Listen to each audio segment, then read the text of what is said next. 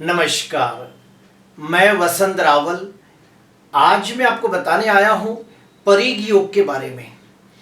ज्योतिष शास्त्र के अंदर पंचांग का बहुत ज़्यादा महत्व होता है और पंचांग के 5 अंग होते हैं: तिथि, वार, नक्षत्र, योग और करण।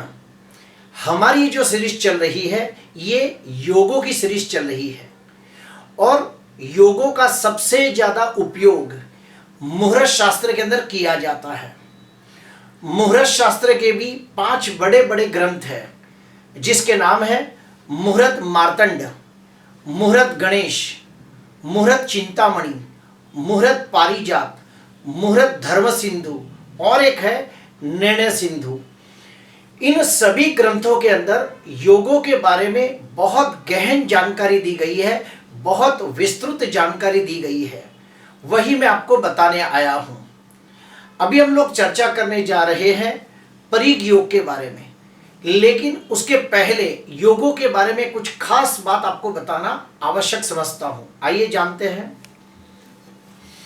जैसे 27 नक्षत्र होते हैं वैसे ही 27 प्रकार के योग होते हैं और इन 27 प्रकार के योगों के अंदर 14 प्रकार के योग बहुत ही शुभ होते हैं जिसके नाम है प्रीति योग, आयुष्मान योग, सौभाग्य योग, शोभान योग, सुकर्मा योग, वृद्धि योग, वज्र योग, सिद्ध योग, शिव योग, सिद्ध योग, साध्य योग, शुभ योग, शुक्ल योग और ब्रह्म योग। ये 14 प्रकार के बहुत ही शुभ योग है। मुहूर्त शास्त्र के अनुसार इन 14 योगों के अंदर आप कोई भी प्रकार का शुभ कार्य कर सकते हो, कोई भी प्रकार का मांगलिक कार्य बेझिझक कर सकते हो। अभी हम लोग जानेंगे 5 प्रकार के मध्यम योग: ध्रुव योग, हर्षण योग, वरयान योग, परीग योग और ऐन्द्र योग। ये 5 प्रकार के मध्यम योग माने गए हैं। और अभी हम जानेंगे 8 प्रकार के अशुभ योग। अगर इन योगों के अंदर किसी बच्चे का जन्म हो जाए तो उसके पैदा होते ही 1 वर्ष के अंदर उसकी शांति पूजा करने को कहा जाता है और फिर बच्चा जब 15 साल का हो जाता है तो ये पूजा फिर से करने को कहा जाता है। तो वो 8 अशुभ योग कौन से हैं तो सुनिए: विषकुंभ योग, अतिगंड योग, ध्रुति योग, शूल योग, गंड योग, व्याघात योग, व्यतिपात योग और वैधृत योग। ये 8 प्रकार के बहुत ही अशुभ योग हैं। अगर इन योगों के अंदर किसी बच्चे का जन्म हो जाए तो पैदा होते ही 1 साल के अंदर उसकी शांति पूजा करनी चाहिए और फिर उस पूजा का फल 15 साल तक मिलता है और जब वो बच्चा 15 साल का हो जाए तो ये पूजा फिर से करनी चाहिए। अगर कोई व्यक्ति ये पूजा 1 साल में और 15 साल में ना करे तो उसका क्या बैड इफेक्ट आपको दिखाई देता है वो भी मैं आपको बताना चाहूंगा। बच्चा 1 साल से लेके 8 वर्ष का जब होता है तो इस पीरियड के दरमियान, इस समय के दरमियान वो बार बार बीमार पड़ता है क्योंकि उसकी रोग प्रतिकारक शक्ति कमजोर होती है, इसलिए वो बच्चा बार बार बीमार पड़ता है। उसके बाद वो बच्चा 12 साल से लेके 21 साल का होता है, जब उसकी पढ़ाई का समय होता है तो वो बच्चे का धीरे धीरे पढ़ाई पे से ध्यान घटने लगता है। वो बच्चा बुद्धिमान, गुणवान, तेजस्वी, चालाक, चतुर, होशियार होने के बावजूद वो पढ़ाई के अंदर कंसंट्रेट नहीं कर पाता, वो पढ़ाई के अंदर फोकस नहीं कर पाता और धीरे धीरे उसके परसेंटेज घटने लगते हैं और आखिर में वो बच्चा चाह कर भी हायर एजुकेशन हासिल नहीं कर पाता, जैसे कि MBA, CA, LLB, MTech, ऐसा हायर एजुकेशन हासिल नहीं कर पाता। तो मेरी सलाह है कि जो भी बच्चे इन 8 अशुभ योग में पैदा हुए हो उसकी शांति पूजा 1 साल में और 15 साल में अवश्य करनी चाहिए। अभी हम लोग वापस आते हैं मुख्य टॉपिक के ऊपर, परीग योग के बारे में।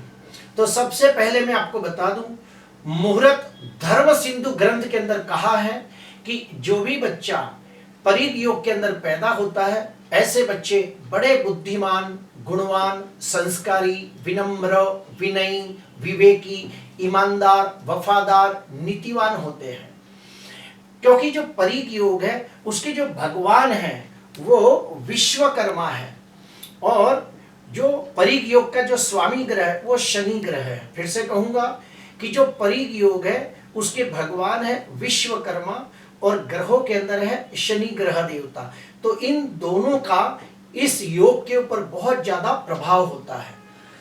अभी हम लोग फिर आगे बढ़ेंगे कि मुहूर्त धर्म सिंधु ग्रंथ के अंदर कहा गया है कि जो भी बच्चा परिग योग में पैदा होता है ऐसे बच्चे अपने अच्छे कार्यों के वजह से अपने कुल का नाम रोशन करते हैं, समाज के अंदर अपने कुटुंब का नाम ऊपर लाते हैं। परिग योग में जन्मे जो बच्चे होते हैं उनका स्वभाव कैसा होता है वो जानेंगे। परिग योग में जन्मे व्यक्ति स्वभाव से बहुत ही दयालु, उदार, सेवाभावी होते हैं, बहुत ही विद्वान, ज्ञानी, धार्मिक, आध्यात्मिक, परोपकारी और सेवाभावी होते हैं। ईश्वर के प्रति अटूट श्रद्धा रखने वाले, धर्म के प्रति श्रद्धा रखने वाले, आस्था रखने वाले लोग होते हैं। जो भी व्यक्ति परिग योग में पैदा होता है ऐसे व्यक्ति स्पष्ट वक्ता, न्यायप्रिय, अपने हक के लिए आवाज उठाने वाले, नीडर, लीडर, आगेवान और ऐसे व्यक्ति बहुत ही मेहनतू, साहसिक, पराक्रमी होते हैं। शत्रुओं के ऊपर विजय प्राप्त करने वाले लोग होते हैं, इसलिए उनको शत्रुहंता भी कहते हैं। उसके बाद मुहूर्त चिंतामणि के अंदर कहा गया है कि जो भी व्यक्ति परिग योग में पैदा होता है ऐसे व्यक्ति अपनी मेहनत से, अपनी काबिलियत से, अपने दमखम पर शून्य में से सर्जन करने वाले, जीरो में से हीरो बनने वाले लोग होते हैं। ऐसे व्यक्तियों में और एक खास बात देखी है जो मैंने भी अनुभव किया है कि जो भी व्यक्ति परिग योग में पैदा होता है अगर वो व्यक्ति का कहीं 10-15 जन के सामने या भरी सभा में उनका अगर जो अपमान किया जाए तो वो अपने अपमान का बदला लिए बिना शत्रु को कभी माफ नहीं करते और इनके पास रणनीति, राजनीति, कूटनीति का बहुत अच्छा ज्ञान होता है और समय आने पर अपने शत्रु से अवश्य बदला लेते हैं। उसके बाद मुहूर्त चिंतामणि के अंदर यह भी कहा गया है कि जो भी व्यक्ति का जन्म परिग योग में हुआ हो ऐसे व्यक्ति शत्रु को हराने के लिए शाम, दाम, दंड, भेद सभी प्रकार की नीति का इस्तेमाल करने वाले लोग होते हैं। लेकिन इनमें और एक बात खासियत है कि अगर उनका जो दुश्मन है उनके चरणों में आ जाए, गलती की माफी मांग ले तो फिर वो उन्हें माफ भी कर देते हैं। ऐसे व्यक्ति कम मेहनत से और बुद्धि के द्वारा ज्यादा धन अर्जित करते हैं। उसके बाद मुहूर्त गणेश के अंदर यह कहा गया है कि जो भी व्यक्ति परिग योग में पैदा हुआ है उनमें कुछ खास बातें देखने को मिलती है कि जो भी व्यक्ति परिग योग में पैदा होता है ऐसे व्यक्तियों को घूमना फिरना, अलग अलग विषयों का ज्ञान प्राप्त करना उन्हें बहुत अच्छा लगता है। ऐसे व्यक्तियों को पूजा पाठ करना, होम हवन करना, दान पुण्य करना, यात्रा, तीर्थ यात्रा करना, ये सब उन्हें बहुत अच्छा लगता है। उन्हें परोपकार का काम भी करना बड़ा अच्छा लगता है। परिग योग में जन्मे व्यक्तियों के बारे में और एक खास बात मैंने देखी है जो मैं आपको बताना चाहूंगा कि ऐसे व्यक्तियों को 42 वर्ष तक बहुत ही संघर्षों का सामना करना पड़ता है और 42 साल के बाद जैसे जैसे समय बीतता है वो व्यक्ति सर्व प्रकार के भौतिक सुखों की प्राप्ति करता है, सर्व प्रकार के सांसारिक सुखों की प्राप्ति करता है और समाज के अंदर मान सम्मान, पद प्रतिष्ठा की भी प्राप्ति करता है। मुहूर्त गणेश के अंदर ये कहा गया है कि 42 साल के बाद फायदा होता है, जबकि धर्म सिंधु ग्रंथ के अंदर कहा गया है कि 36 वर्ष के बाद उसके जीवन में सुख और समृद्धि आती है। अभी हम लोग जानेंगे कि परिग योग के अंदर आप कौन कौन से शुभ कार्य कर सकते हो। तो सुनिए, ऐसे तो परिग योग को मध्यम योग माना गया है लेकिन ये अशुभ नहीं है। तो इसके अंदर आप कोई भी प्रकार का शुभ कार्य, कोई भी प्रकार का मांगलिक कार्य आप कर सकते हो। जैसे कि परिग योग के अंदर सगाई कर सकते हो, विवाह जैसे मांगलिक कार्य आप परिग योग के अंदर कर सकते हो। नई गाड़ी खरीदनी हो यानी कि 2 व्हीलर, 4 व्हीलर जैसा कोई भी वाहन की खरीदी करना हो तो आप परिग योग के अंदर कर सकते हो। नए घर के अंदर वास्तु शांति यज्ञ करना हो, नए घर के अंदर गृह प्रवेश करना हो तो भी आप परिग योग के अंदर बेझिझक कर सकते हो। अगर आपको घर की खरीदी करनी हो, दुकान की खरीदी करनी हो और उसका एग्रीमेंट डीड बनाना हो तो भी परिक योग को अच्छा माना गया है। उसके बाद खेतों के अंदर बीज का रोपण करना हो, देश विदेश की यात्रा का शुभ आरंभ करना हो तो भी परिक योग को बहुत अच्छा माना गया है। विद्या प्राप्ति के लिए, ज्ञान प्राप्ति के लिए, कोई भी प्रकार का ज्ञान हासिल करने का शुभ आरंभ करना हो तो भी परिक योग को सर्वश्रेष्ठ माना गया है।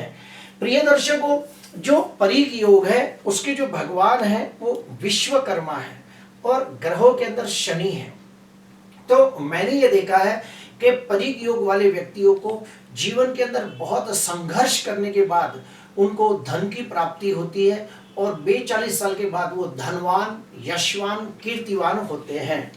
अभी हम लोग और एक स्टेप अंदर जाएंगे कि जिसका भी जन्म परिक योग के अंदर हुआ हो और उसकी कुंडली के अंदर शनि ग्रह कुंडली का कारक ग्रह बनकर, योग कारक ग्रह बनकर, राजयोग कारक ग्रह बनकर, स्वगृही, मित्र क्षेत्री, उच्च का होकर केंद्र में, त्रिकोण में या फिर दूसरे 11वें भाव में बैठा हो तो परिक योग के शुभ फल में 3 गुना ज्यादा वृद्धि हो जाती है। ठीक उसके विपरीत जाते हैं जिसका भी जन्म परिक योग में हुआ हो और उसकी कुंडली के अंदर शनि नीच राशि में निर्बल हो, शनि 6वें, 8वें, 12वें भाव में बैठा हो, शनि कोई पाप ग्रहों के साथ युति करके अशुभ योग निर्माण करता हो, जैसे कि शनि राहु की युति श्रापित योग बनाती है। दूसरा एग्जाम्पल देता हूं, चंद्र शनि की युति विष योग बनाती है। और अगर जो उसकी कुंडली के अंदर शनि अस्त का हो, मृत अवस्था में हो, षडबल में कमजोर हो, षोडश वर्ग कुंडलियों के अंदर भी पीड़ित होता हो तो परिक योग में जन्मे व्यक्तियों को उसका शुभ फल कम प्राप्त होता है। प्रिय दर्शकों, जो परिक योग है उसके जो भगवान है वो विश्वकर्मा है और उनका काम क्या है? उनका काम है सृष्टि का सर्जन करना, भगवानों के लिए अच्छे अच्छे महल बनाना। और ये सब काम कौन सा है? मेहनत का काम है, शनि का काम है। इसलिए उसका स्वामी ग्रह भी शनि है, क्योंकि शनि बहुत ही मेहनतू होता है और शनि बहुत ही अपने काम के प्रति ईमानदार, वफादार, नीतिवान होता है। तो प्रिय दर्शकों, आज मैंने आपको परिक योग के बारे में काफी गहन जानकारी दी है। अगर आपको अच्छा लगा तो जरूर लाइक करना, सब्सक्राइब करना। नमस्कार।